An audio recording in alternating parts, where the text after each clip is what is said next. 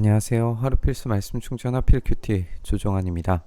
오늘 함께 나눌 하나님 말씀은 에베소서 1장 7절에서 14절까지 말씀입니다. 우리는 이 아들 안에서 하나님의 풍성한 은혜를 따라 그의 피로 구속 곧 죄 용서를 받게 되었습니다. 우리는 예수 그리스도 안에서 그 풍성한 은혜를 따라 그 피로 죄 용서받게 되었다라고 하는 이 선언을 아멘으로 받습니다. 우리는 예수님의 피 아니고서는 죄 용서함 받을 수 없을 뿐만 아니라 주님의 그 놀라우신 구원의 계획 안으로 들어갈 수도 없습니다. 우리는 예수님 안에서만 그 구원이 가능하다는 사실을 다시 생각해야 합니다. 이 세상에서는 수많은 구원에 대한 이야기들과 예수 그리스도 아닌 곳에서 얻을 수 있는 위로와 소망들에 대해서 이야기하지만 우리는 오로지 예수 그리스도의 그 피가 우리를 용서하시고 우리를 용납하신다는 사실을 기억해야 됩니다. 이것은 믿는 자들 그리고 이 피에 합당한 삶을 살아가는 제한적인 사람들에게 주어지는 것이지 모든 사람들 만인에게 공통적으로 주어진다라고 생각되지 않습니다. 그 놀라운 은혜에 합당한 반응을 보이는 믿음으로 고백하는 자들에게만 주어진다는 사실 또한 우리가 생각을 해야 합니다. 하나님은 우리에게 모든 지혜와 총명을 넘치게 주셔서 그리스도 안에서 미리 세우신 하나님의 기뻐하시는 뜻을 따라 우리가 어제부터 이제 에베소서를 읽으면서 첫 번째로 나오는 것이 하나님께서 미리 계획하시고 예정하시고 선택하셨다는 거예요. 그래서 이 미리 세우신 그 뜻을 따라서 기뻐하시는 뜻을 따라서 하나님의 그 신비한 뜻을 우리에게 알려주셨는데 이 신비한 뜻, 이 미스터리한 일이 뭐냐 하면 아들 안에서 죄 용서받게 됨입니다. 그 계획은 때가 차면 하늘과 땅에 있는 모든 것을 그리스도 안에서 그분을 머리로 하여 통일시키는 것이라고 이야기를 합니다. 그 미스터리의 그러니까 하나님의 계획의 신비는 예수 그리스도의 십자가를 통해서 시작되고 완성의 단계로 가고 있습니다.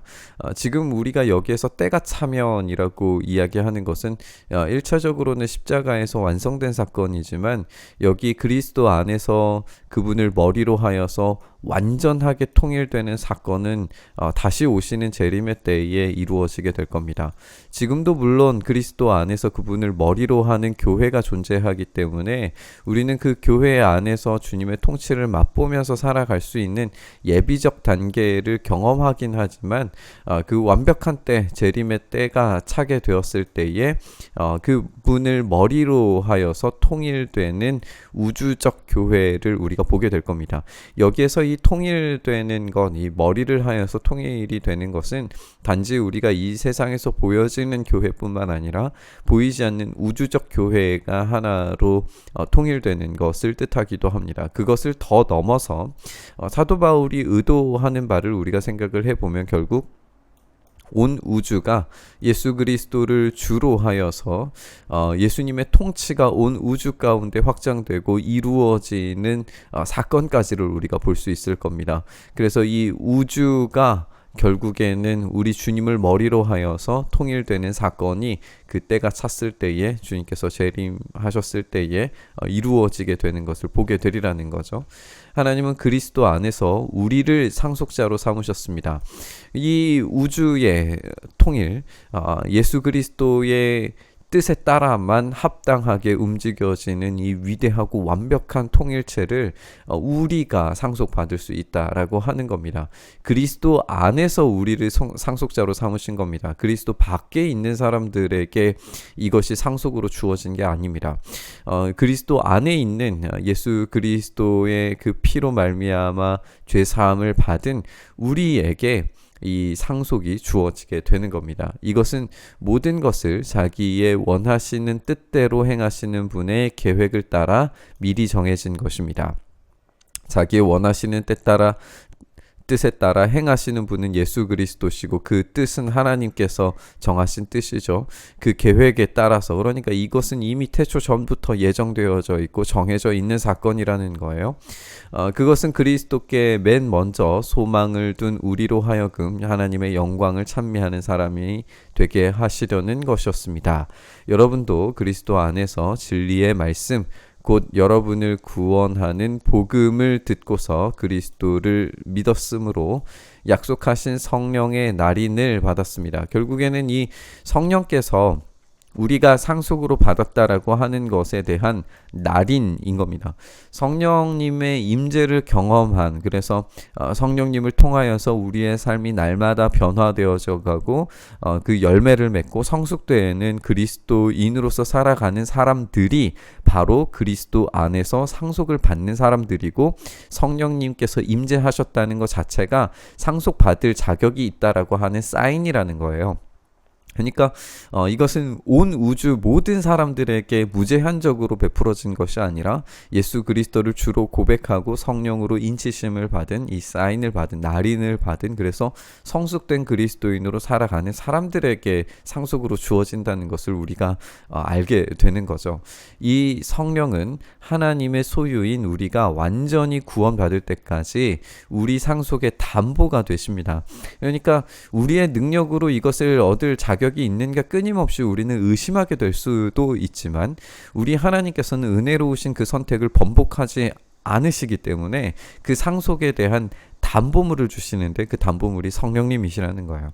그러니까 하나님께서 스스로가 담보물이 되시고 하나님 스스로가 날인이 되셔서 우리에게 인치신 그 놀라운 성령의 임재가 바로 예수 그리스도를 주로 믿고 그 구원의 통치 질서 안에 들어가는, 그래서 이 우주 전체가 예수 그리스도의 통합된 이 하나의 통일된 그 구조를 차지했을 때에 그 우주를 상속받을 수 있는 자격이 우리에게 있다는 사실을 성령님을 통해서 우리에게 알려주신다라고 하는 이야기인 겁니다.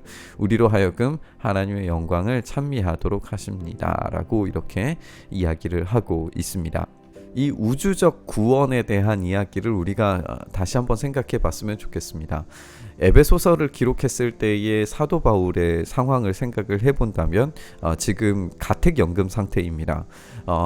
집 안에서 군인의 감시를 받으면서 묶여있는 존재란 말이죠. 집 밖으로 함부로 나갈 수 없는 존재예요. 그런데 사도 바울이 지금 보고 있는, 때가 찼을 때에 먼 미래에 이루어지게 될 사건은 온 우주가 그리스도를 머리로 하여서 통일이 되는, 하나가 되어지는 그 위대한 꿈과 비전을 보고 있는 겁니다. 자기 몸과 자기의 상황 자체는 불완전한 상황에 놓여져 있지만 사도 바울이 보는 먼 미래의 이야기는 온 우주적인 것입니다. 그리고 주님께서 성령님을 보내셔서 성령으로 인치시고 그 보증이 되셔서 그것을 확실히 이루시겠다라고 이야기했을 때에 우리가 맨 마지막에 이야기하는 것처럼 그 이유와 목적은 주님의 영광을 찬미하게 하려는 것입니다. 그러니까 결국에 우리를 위하여서 살아가는 삶이 아니라 온 우주의 주인이신 예수 그리스도를 위해서 삶으로 우주 전체를 경험하는 그런 삶으로 나아가게 되는 거죠.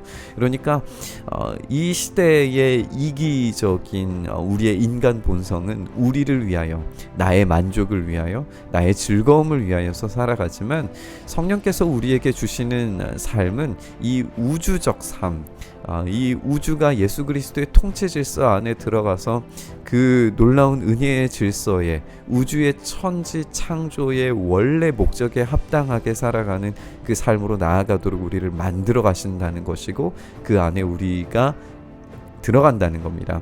우리가 그 질서 안에 들어가 주님의 통치를 받기를 바라는 마음으로 이 말씀 묵상했으면 좋겠습니다.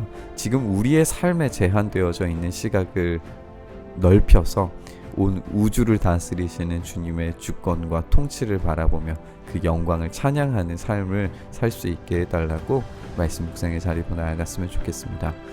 주님, 그렇습니다. 우리의 한계를 뛰어넘어 우리가 우리를 위하여서 살아가는 것이 아니라 주님의 영광을 위하여 이 온 우주에 베풀어 주시는 그 놀라운 은혜의 통치를 우리가 바라보며 주님이 다스리시는 그 나라 안에 살아가는 삶 살아갈 수 있도록 오늘도 그렇게 우리의 눈을 들어 주님의 영광스러운 우주의 통치를 바라보며 우리가 살아갈 수 있도록 은혜 더하여 주시옵소서. 이렇게 우리의 삶을 넓히시고 우리의 눈을 들어 주님의 영광 보게 하시기를 간절히 바라고 소망하며 우리 주님 예수님 이름으로 기도드리옵나이다. 아멘.